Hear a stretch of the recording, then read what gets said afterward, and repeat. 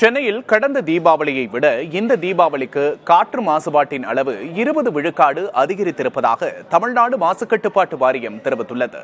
சென்னையைப் போலவே மதுரை, திருச்சி, நெல்லை மற்றும் புதுச்சேரி உள்ளிட்ட நகரங்களிலும் காற்று மாசுபாடு மற்றும் ஒலி மாசுபாட்டின் அளவு அதிகரித்துள்ளது.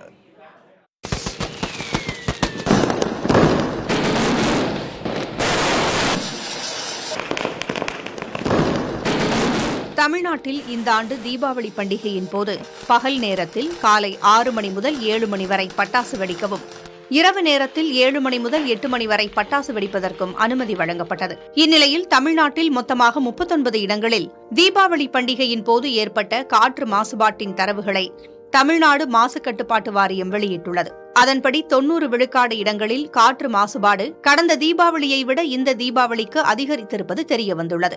குறிப்பாக சென்னையில் கடந்த ஆண்டு 227 இருந்த காற்று மாசு குறியீட்டளவு இந்த ஆண்டு 290 அதிகரித்துள்ளது. வடசரவாக்கத்தில் அதிகபட்சமாக 332 என்கிற அளவிலும், குறைந்தபட்சமாக பெசன்ட் நகரில் 190 என்கின்ற அளவிலும் காற்று மாசுபாடு ஏற்பட்டுள்ளது. தியாகராய நகர், நுங்கம்பாக்கம், சவுகார்பேட்டை, திருவொற்றியூர் ஆகிய இடங்களிலும் காற்று மாசுபாடு அதிகரித்துள்ளது. புதுச்சேரி, காரைக்கால், திருச்சி மற்றும் நாகை மாவட்டங்களிலும் முந்தைய ஆண்டை விட காற்று மாசு அளவு உயர்ந்துள்ளது.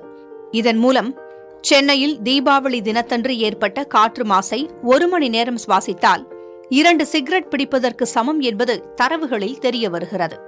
காற்று மாசுபாட்டை பொறுத்தவரை 100க்கு மேல் அதிகமானால் மனித உயிருக்கு பாதிப்பு என்ற நிலை உள்ளது.